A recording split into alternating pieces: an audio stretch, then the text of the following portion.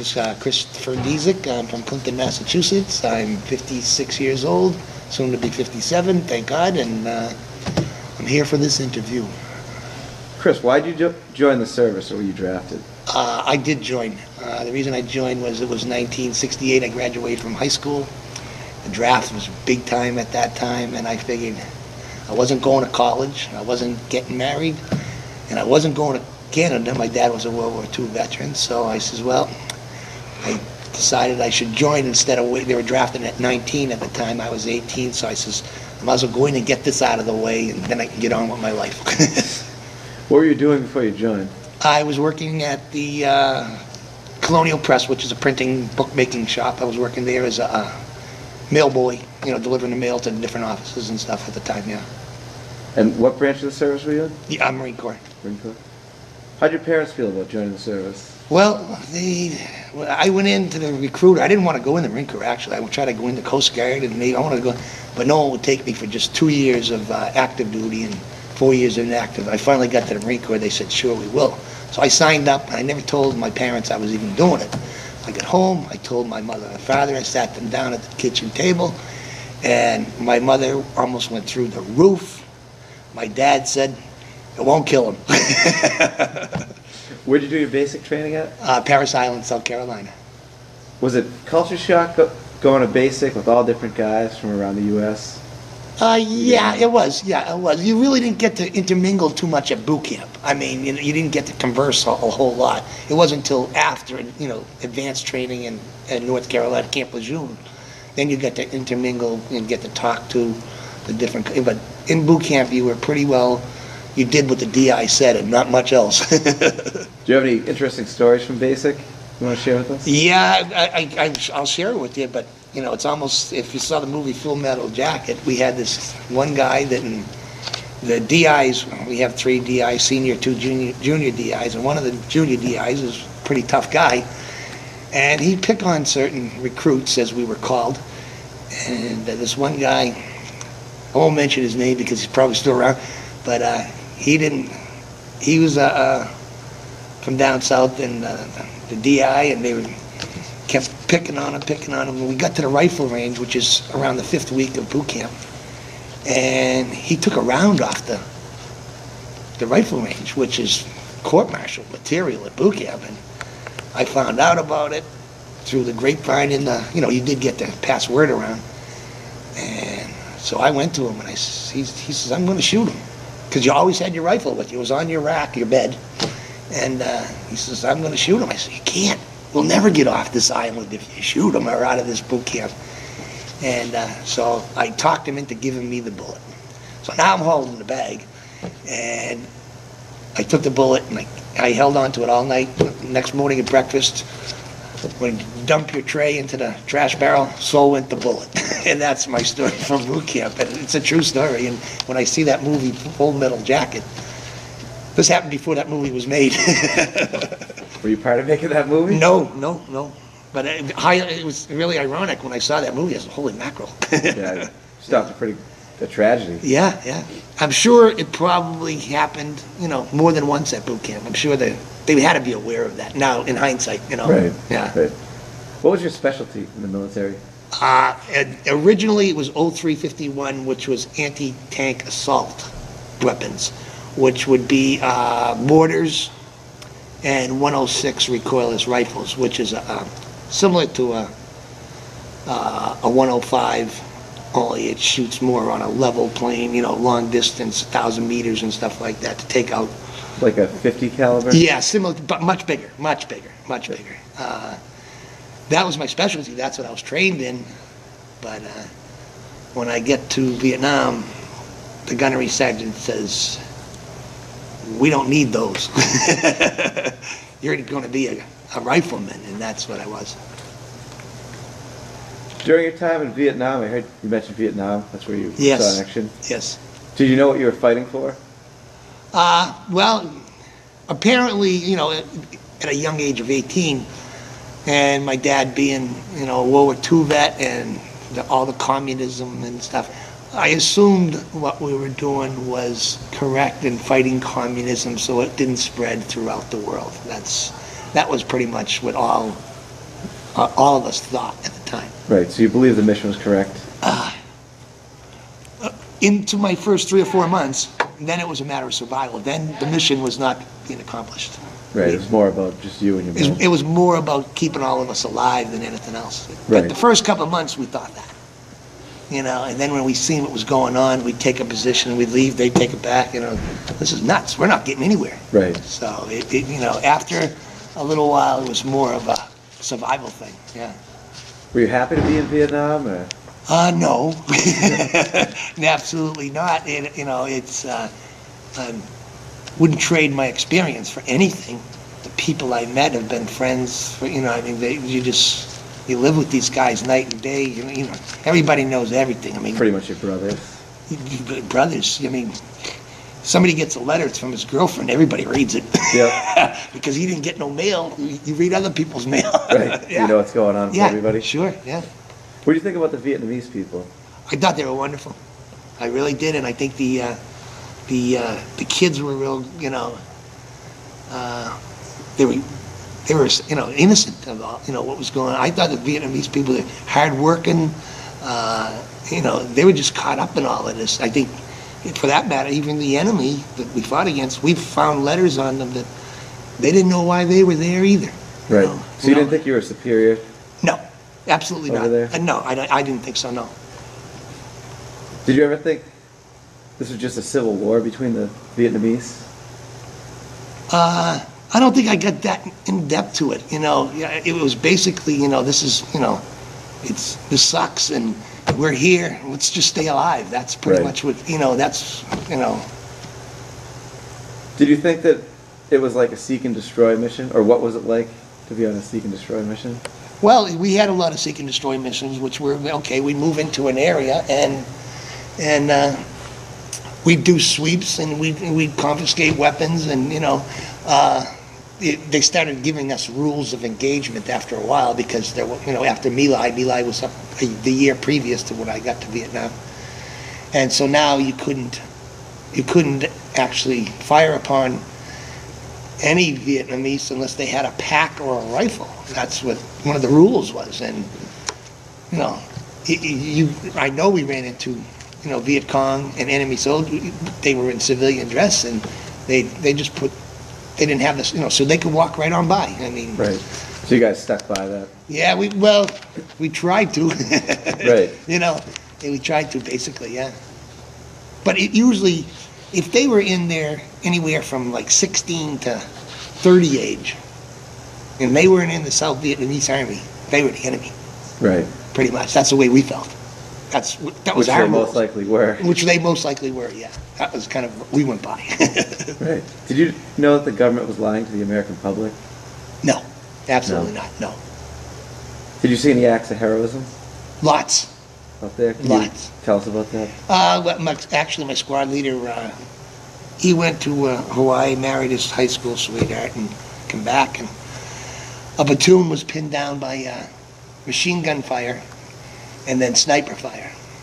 And they were caught out in an open rice paddy area. And they couldn't go into the tree line, the machine gun was there, and they couldn't go out in the rice paddy area because the sniper was getting them all up there. And my squad leader crawled out to try to bring somebody back. When he got out there, the guy was dead. And he's returning fire, and when he went to turn to put a new magazine in, he was shot in the face. He had his head turned, so the bullet went in one side and took out 16 teeth and come out the side of his jaw, broke his jaw, of course, shattered it. And but he finally crawled back, and when he got back, of course, he can't talk now. But he wrote down on a piece of, I'm going to call it chip paper because that's what it was, to wipe your ass. But and he wrote down on a piece of chip paper that the sniper is in this area. And because of that information, they were able to call in, the artillery and the gunships, the choppers, and to knock out that sniper. Because he was that day was, I think it was February 12th or 13th, and there was, I think, 12 or 13 Marines killed that day, and every one of them was shot in the head. So actually, we've put them up for a medal, and we're hoping that comes through. It's been a couple of years now, but it's down in Washington, and we're hoping he gets, the medal that we think he deserves. Which he should. And our radio man, Ronnie, who I mentioned to you, he just happened to keep that piece of shit paper, and he presented it to Paul not too long ago. Are you kidding me? Couldn't believe it. Yeah, amazing. Were your officers as bad as they portrayed them in the movies? Some of them were, yeah. Some Really? of them were, yeah. Some of them shouldn't have been officers, period. And I've had officers tell me that today that we were with, that guy should never have been an officer, but he was an officer because his father was a general. But we had some great officers also. Yeah. But yeah, there was some officers that Just didn't know. they didn't have no clue, and then when the shit hit the fan, as they say, Yeah. they got worse. Right. They were more likely to get you killed than anything. Yeah, there was some bad officers, but there was some terrific ones also. Yeah, with any group. Right. Did you have a feeling that you were winning the war at any point? Or could win the war? I thought we could win the war. Yeah, I thought we could, push them back into North Vietnam and kind of based it on the Korean situation is what, Right. that's what stuck in my head. That's what I knew about at the time. But I thought we could. Do you think there just wasn't enough civilian support, or? Well, I just don't think they prosecuted the war correctly. I mean, Right. they're not on the ground, in Vietnam. They don't see what's going on, and the politicians ran it, as we all know, now. But like I said, we'd move into an area, take it, everything's hunky dory, and then they'd say, okay, move out, we're going here. We actually returned to a lot of areas more than once, which this is crazy. We're not getting Right. we're not getting anywhere. Oh, backstepping? Yeah. 2 steps forward, 3 back. Could you trust a native South Vietnamese? No. No, you didn't feel you could at No, all? you couldn't. No, for your own survival, you couldn't do that. I mean, the kids, you give them soda or you give them candy or whatever, like any, Right. but you couldn't trust them. No. Did you hate the hippies and college students at home? That was a tough one. That was a tough one. I had a girlfriend, and she wrote to me. Like I said, I left in July of '69, and they had the big protest in Washington, D.C. that fall. I think there was like 250,000 protesters. That was one of the biggest ones of all time in '69. Yep. And she wrote me a nice letter telling me how she participated. And I just didn't know what to think about that. I mean, I was like, That's pretty harsh. yeah, I couldn't figure it out. To this day, I'm still not sure. Although I did do a class at Clinton High, and it was about a guy not going to war and a guy and myself going to war. And I don't have a problem with those that didn't go. But I have a problem with some of the guys that got bad discharges that served and can't get a good discharge now. And I worked as a veterans agent, so I've tried. In some cases, I've gotten good, maybe it was for smoking pot or, I think has nothing to do with their service during the time. They still served honorably, but they got bad Right. conduct discharges. Yet those that took to Canada got pardoned. Which isn't right at all. No, I mean, I don't care if they take off to Canada, but don't pardon them and not pardon somebody because he smoked pot and he still served honorably. Right. And Still did his job. Still did his job, yeah, exactly, yeah. Can you tell us about some of your combat experience? Like I said, the first time I got wounded by an incoming round in the chest and in the back. I had a collapsed lung, sucking chest wound as they call them. Spent 5 weeks in the hospital in Guam, returned to Vietnam, and stepped on a booby trap, and I had shrapnel to all extremities, arms, legs. And I spent almost a year in the hospital with those wounds, but in between there was a lot of numerous close calls. I can remember going into the Quezon San Mountains, which was in the Quang Nam province, and we were walking up.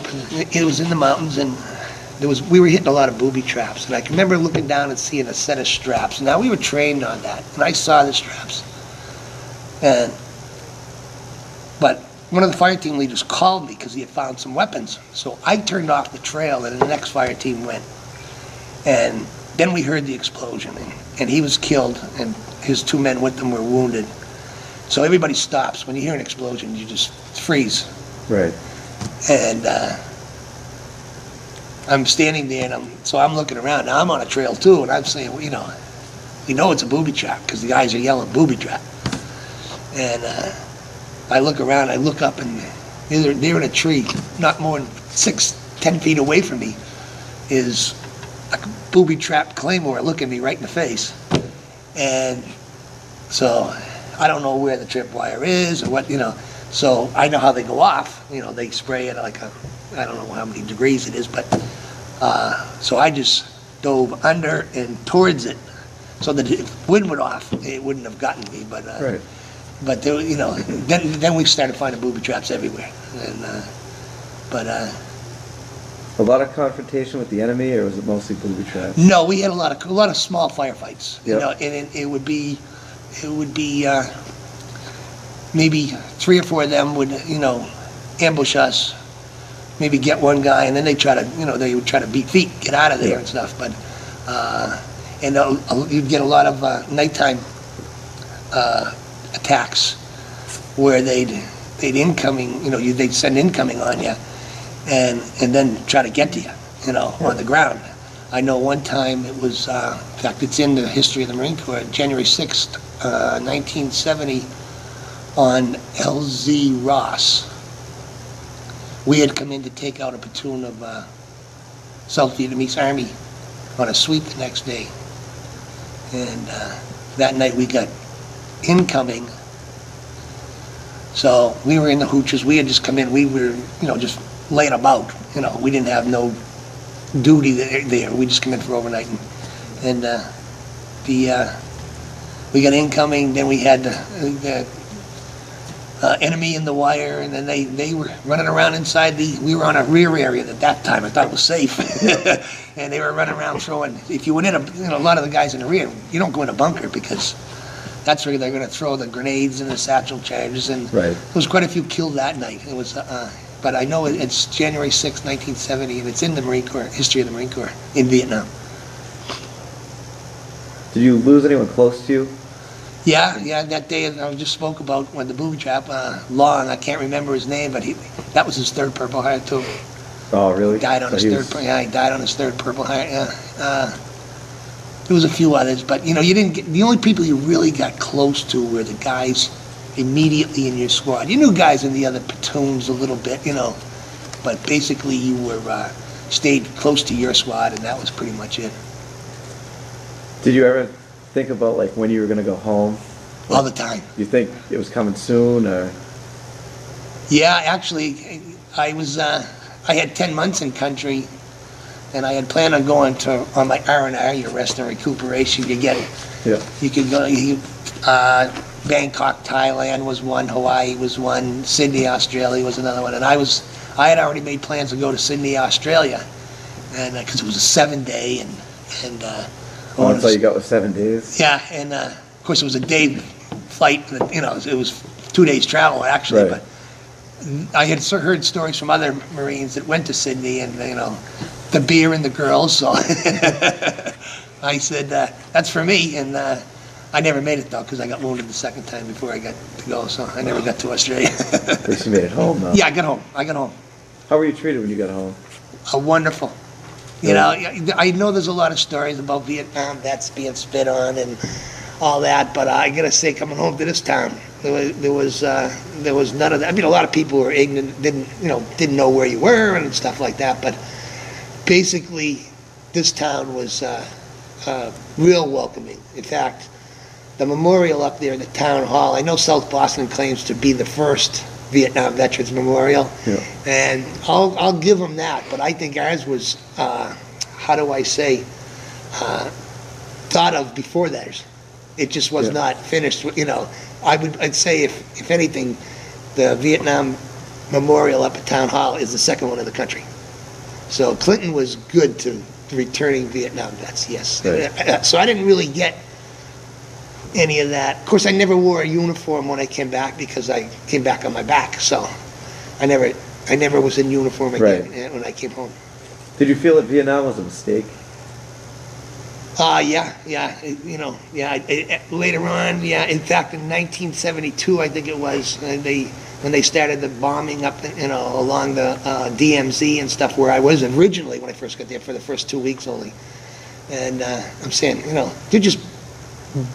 we're blowing up all the stuff we built, Right. So that's when I started thinking, what a waste. And that was I got out of the service in April of 71, and that was in 72 when I started thinking, what a waste. What was your biggest regret about the military service in Vietnam? Well, your military service? Losing friends. Other than that, nothing. No regrets. Did you receive any medals? Yes. Can you explain those? Sure. Let's see. The Vietnamese Service Medal with 1 star. I guess that means I went twice over there. Republic of Vietnam Campaign Medal with device. Combat Action Ribbon. The Purple Heart with 1 star, which means 2 Purple Hearts. And the Republic of Vietnam Armed Forces Meritorious Unit Commendation. Cross of Gallantry, which was awarded by the Vietnamese government. I'm not sure if it's kind of like a Bronze Star or not, but National Defense Medal. Those were it. How would you have won the war in Vietnam? That's our last question.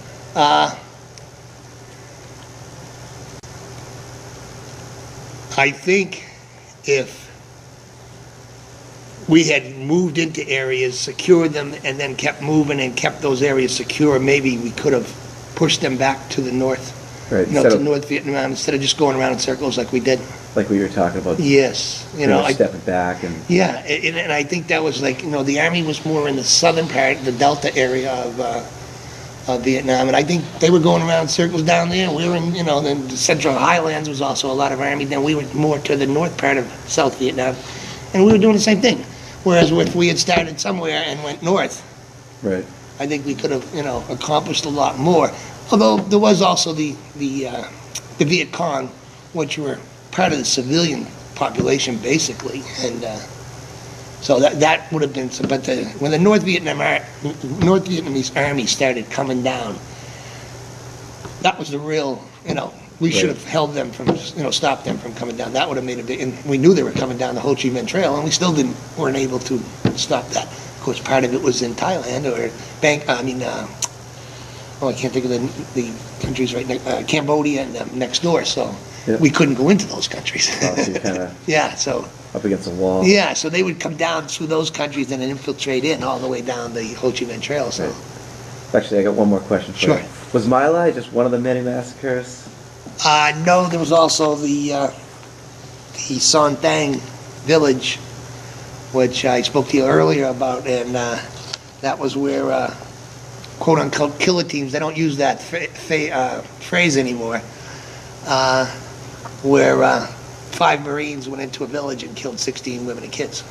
And that happened, I believe that was near the end of February of 1970. And that was approximately a year after My Lai. So they kept going on. Yeah. I don't think it was really I mean, I know civilians and, that were killed, but I don't think it was as discriminate as probably those 2 incidents. Right. Yeah. It's kind of unavoidable. Yeah, there was unavoidables, definitely, but I think those 2 really were avoidable. Yeah. Those did not have to happen, I don't believe. Right. Yeah. All right, Chris. Well, thank you very much for your time. You're welcome. We appreciate it. Yep.